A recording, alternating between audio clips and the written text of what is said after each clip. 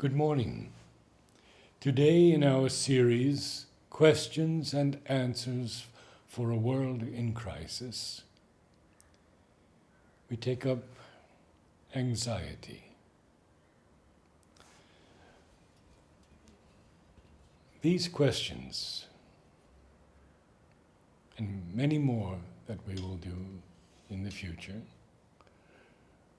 with all answers taken from the words of Sri Aurobindo and Mother, contain the very pressing questions of our youth in school, in university, etc. And we invite your questions on other topics as well. You may write to me at narada12@gmail.com. NARADA, the number 12, @gmail.com. Anxiety, the Mother answers.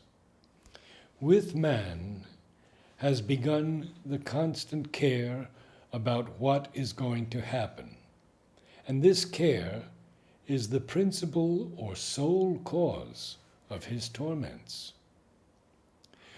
With the objectification of this consciousness have begun anxiety, painful imaginations, care, torment, and the foreseeing of future catastrophes,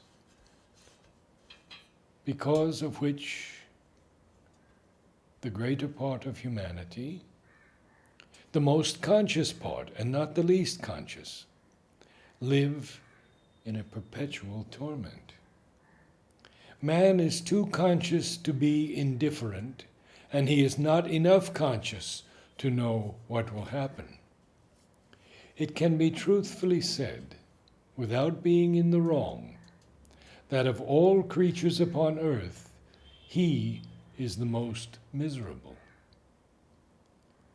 The human being is accustomed to be like that because it is an atavistic condition which he inherits from his ancestors. But truly, it is a miserable condition. It is only his spiritual capacity to rise to a higher level and replace the unconsciousness of the animal by the spiritual supraconsciousness that introduces into his being not only the faculty of seeing the goal of life and foreseeing the culmination of his endeavor, but also a clear-seeing trust in a higher spiritual power to which one can give oneself and trust oneself, hand over the charge of one's life and one's future, and thus abandon all care. And yet, consciousness has been given to man so that he may progress, discover what he does not know, grow into what he is not yet. One can say, therefore, that there is a state higher than that of an immobile and static peace. It is an assurance, all-embracing enough to enable one to maintain the will to progress, to keep it free from all anxiety, from all care about results and consequences.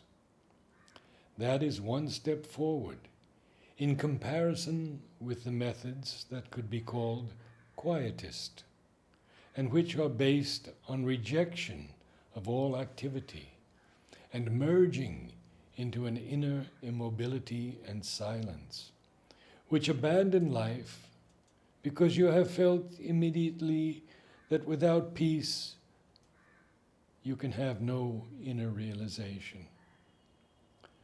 And quite naturally, it was thought that one could not have peace so long as one lived under external conditions in the state of anxiety for the problem that is set and cannot be solved because one has not the knowledge how to do it. The next step is to face the problem, but with the calm and certitude that come from an absolute reliance upon the supreme power that knows and that can make you act. Then, instead of abandoning action, one can do the action with a higher peace that is strong and active.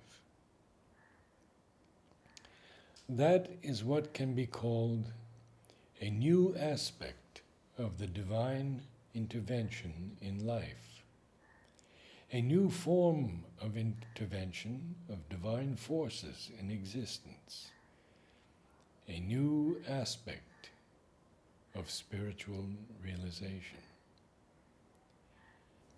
You must not fear.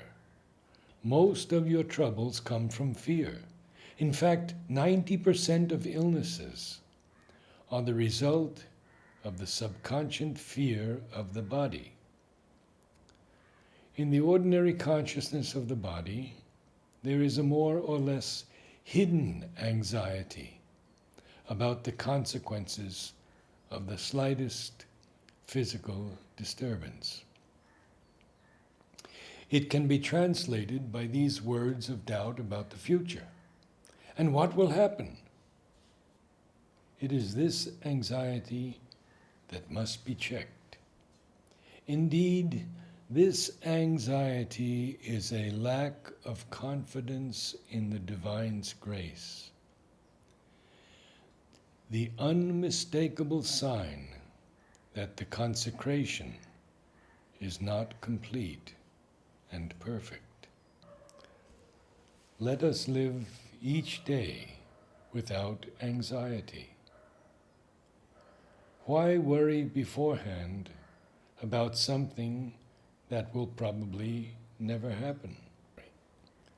One hears every day people complaining, "Oh, this thought is all the while coming to me again and again, and I am unable to get rid of it."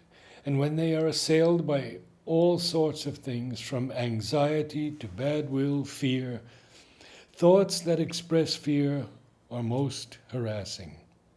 You try to send them away. They come back like rubber and fall upon you. Who is it that has control over his thought? It requires years of labor for that. It is such a great habit. Next to come to this thing, which is not complete control yet, but already a step in advance, namely, to be capable of removing all movements in the head, as if with the back of your hand you push aside the vibrations and the surface of your mind becomes smooth. Everything stops. It is like a book that opens on a white page, almost a material whiteness, white. Try a little in yourself. You will see it is very interesting. Inwardly, I have been told this many times, told and shown by small experiences, that the body can bear much more than we think, if no fear or anxiety is added to the pain. If we eliminate the mental factor, the body, left to itself, has neither fear nor apprehension nor anxiety about what is going to happen, no anguish, and it can bear a great deal. Again from Mother. Also, what deforms and falsifies is the anxiety for the consequences. To have an absolutely true judgment, you must know how to execute and act without desire. Only 1 in 1,000 can do that. Almost all are anxious about the result, or have the ambition to obtain a result. You must not be anxious about the results. Simply do a thing because you have seen that it is that which must be done. Tell yourself, I am doing this because this is the thing to be done, and whatever may happen afterwards is not my concern. That, evidently, is an ideal, and until it is reached, the action will always be mixed.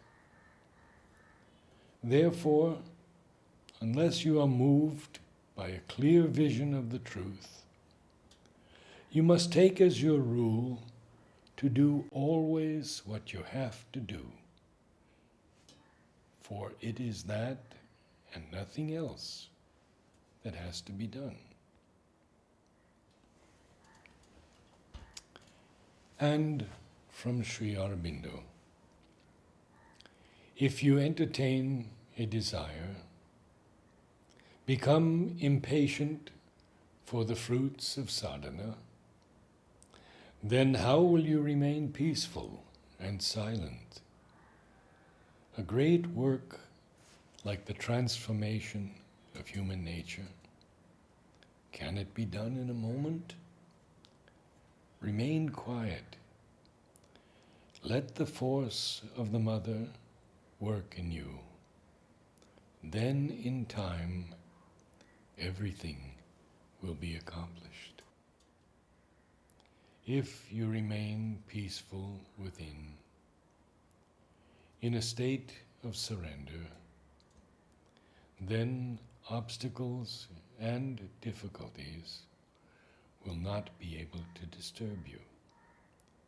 Unhappiness and anxiety and why is this not happening?